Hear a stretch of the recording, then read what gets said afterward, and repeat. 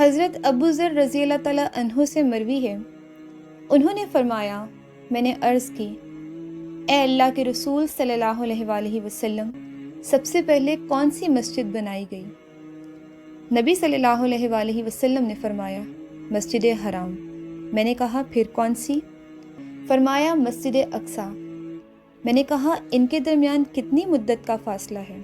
فرمایا، 40 برس۔ صحیح البخاری، حدیث 3366۔ اہل کتاب کہتے ہیں کہ مسجد اقصی کی بنیاد حضرت یعقوب علیہ السلام نے رکھی تھی۔ اس کا مطلب یہ ہے کہ حضرت ابراہیم اور حضرت اسماعیل علیہ السلام کے مسجد کی تعمیر سے 40 سال بعد حضرت یعقوب علیہ السلام نے مسجد اقصی تعمیر فرمائی۔ ان دونوں مساجد کی تعمیر سے پہلے اسحاق علیہ السلام پیدا ہو چکے تھے۔ انبیاء کرام علیہ السلام کے جد امجد حضرت ابراہیم علیہ السلام نے وہ قدیم گھر تعمیر فرمایا جو تمام لوگوں کے لیے تعمیر کی جانے والی پہلی مسجد ہے، جس میں وہ اللہ کی عبادت کر سکتے ہیں۔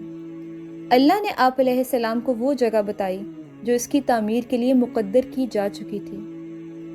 حضرت علی بن ابی طالب اور دیگر صحابہ رضی اللہ عنہم سے روایت ہے کہ آپ کو وحی کے ذریعے سے اس جگہ کی خبر دی گئی۔ کعبہ شریف آسمانی کعبہ بیت المعمور کی بالکل سیدھ میں ہے۔ ساتوں آسمانوں پر اس انداز سے عبادت کے مقامات بالکل ایک سیدھ میں واقع ہیں۔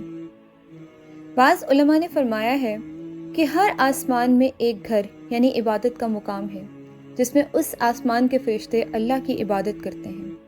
ان کے لیے اس کی وہی حیثیت ہے جو زمین والوں کے لیے کعبہ شریف کی ہے۔ اللہ تعالیٰ نے حضرت ابراہیم علیہ السلام کو حکم دیا کہ ایک عبادت گاہ بنائیں، جس کی حیثیت زمین والوں کے لیے وہی ہو جو آسمان کے فرشتوں کے لیے ان کی عبادت گاہوں کی ہے۔ اور اللہ نے آپ کو کعبہ شریف کی وہ جگہ بتائی جو آسمان و زمین کی تخلیق کے دن سے اس کے لیے متعین کر دی گئی تھی۔ صحیحین میں ارشاد نبی صلی اللہ علیہ وآلہ وسلم ہے، اس شہر یعنی مکہ کو اللہ تعالیٰ نے اس دن محترم قرار دے دیا تھا جس دن آسمانوں اور زمین کو پیدا فرمایا۔ وہ اللہ کے حکم کی وجہ سے قیامت تک کے لیے قابل احترام ہے، حرم ہے۔ کسی بھی صحیح حدیث میں یہ مذکور نہیں ہے کہ ابراہیم علیہ السلام سے پہلے بھی کعبہ تعمیر کیا گیا تھا۔